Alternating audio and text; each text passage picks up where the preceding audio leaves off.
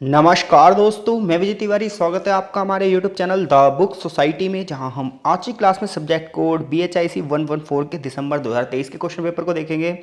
इससे पहले हम क्वेश्चन पेपर पर चर्चा करें, उससे पहले मैं आपको बता देना चाहता हूं कि इग्नू BHIC 114 के कुछ चैप्टरों की वीडियो जो बहुत ही ज़्यादा इंपॉर्टेंट चैप्टर हैं, उनकी वीडियो हमने ऑलरेडी अपलोड कर रखी है। आप प्लेलिस्ट में जाकर उन चैप्टरों के लेक्चर को समझ सकते हैं।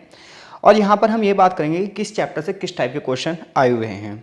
तो क्वेश्चन पेपर की अगर हम बात करें तो क्वेश्चन पेपर हिंदी और इंग्लिश दोनों मीडियम में होगा और टोटल 8 क्वेश्चन आए होंगे और आपको उनमें से कोई से 5 क्वेश्चन करने हैं। पेपर जो है वो दो सेक्शन में बटा होगा, एक सेक्शन 1 और एक सेक्शन 2। एक सेक्शन से आपको 3 क्वेश्चन करने हैं और एक सेक्शन से आपको 2 क्वेश्चन करने हैं। ये आपके ऊपर निर्भर करता है कि आप कौन से सेक्शन से 2 क्वेश्चन कर सकते हैं और कौन से सेक्शन से आप 3 क्वेश्चन करेंगे। हिंदी मीडियम में अगर हम बात करें तो यहाँ पर हिंदी मीडियम का क्वेश्चन पेपर है और यहाँ पर हम ये बता रहे हैं आपको कि कौन से चैप्टर से किस टाइप के क्वेश्चन बनाए हैं। तो पहला क्वेश्चन आप देख रहे हैं कि यूरोप की राजनीति में प्रथम विश्व युद्ध और 1929 के आर्थिक संकट के बीच प्रमुख घटनाक्रमों का संक्षिप्त वर्णन कीजिए। तो जब आप पहला चैप्टर पढ़ेंगे उदारवादी जनतंत्र, तो उदारवादी जनतंत्र वाले क्वेश्चन चैप्टर में आपको इस क्वेश्चन का आंसर मिल जाएगा। यहाँ पर क्वेश्चन हमसे ये पूछ रहा है कि फर्स्ट वर्ल्ड वॉर के बाद यानी कि 1918 के बाद और 1929 के बीच में उन घटनाओं का वर्णन करो जिन्हें यूरोप की राजनीति को प्रभावित किया है। अगला क्वेश्चन है नाजी शासन के अंतर्गत राज्य व समाज पर एक लेख लिखिए। तो जब आप नाजी शासन की बात करते हो तो नाजी शासन का संबंध कहाँ से है? जर्मनी में हिटलर के शासन से। तो जब आप चैप्टर नंबर 4 को पढ़ोगे जिसका नाम ही है जर्मनी में राष्ट्रीय समाजवाद, तो उस चैप्टर में आपको इस प्रश्न का उत्तर आसानी से मिल जाएगा। अगला क्वेश्चन है सोवियत रूस में नियोजन एवं औद्योगिकरण पर संक्षेप में चर्चा कीजिए। यानी कि जो सोवियत संघ का निर्माण हुआ था उसमें नियोजन के तरीके क्या थे और जो औद्योगिकरण है उसकी स्थापना कैसे हुई।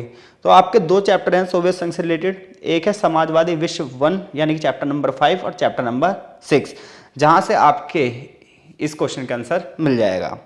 चैप्टर नंबर 4 की बात करें तो यहाँ पर आपको 4 में से किसी 2 पर टिप्पणी करनी है कि प्रारंभिक समाजवादी विचारक, नई आर्थिक नीति, इटली में फांसीवाद, अफ्रीका में ब्रिटिश उपनिवेशवाद। तो इन 4 में से किसी 2 पर आप टिप्पणी कर सकते हैं। टोटल आपको यहाँ से या तो 3 क्वेश्चन करने हैं या 2 क्वेश्चन करने हैं, ये आपके ऊपर निर्भर करता है। क्योंकि भाग 1 से अगर आप 3 क्वेश्चन करोगे तो अगले भाग से आपको 2 ही क्वेश्चन करने पड़ेंगे। लेकिन अगर आप भाग 1 से सिर्फ 2 ही क्वेश्चन करते हैं तो फिर अगले भाग से आपको 3 क्वेश्चन करने पड़ेंगे।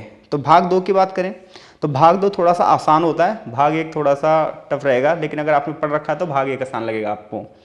तो क्वेश्चन है साम्राज्यवाद के बुनियादी सांस्कृतिक आयामों का विश्लेषण कीजिए। तो जब आप चैप्टर नंबर 10 पढ़ोगे, चैप्टर नंबर 10 का नाम ही है साम्राज्यवाद के सांस्कृतिक आयाम, तो उस चैप्टर से आपको इस प्रश्न का उत्तर मिलेगा कि साम्राज्यवाद के बुनियादी सांस्कृतिक आयामों का विश्लेषण कीजिए।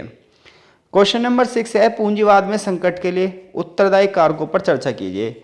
तो जब आप चैप्टर नंबर 12 पढ़ोगे पूंजीवाद का संकट, तो उस चैप्टर में आपको इसका आंसर ही मिल जाएगा। अगला है साहित्य और कला में यथार्थवाद पर एक लेख लीजिए।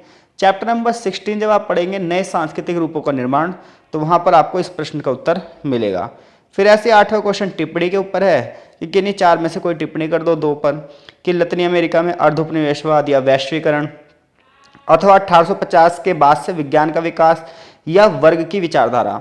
तो इन 8 में से जो भी 5 प्रश्न आपको अच्छे से आते हैं, आप उस प्रश्न का उत्तर अपनी तरफ से लिखेंगे।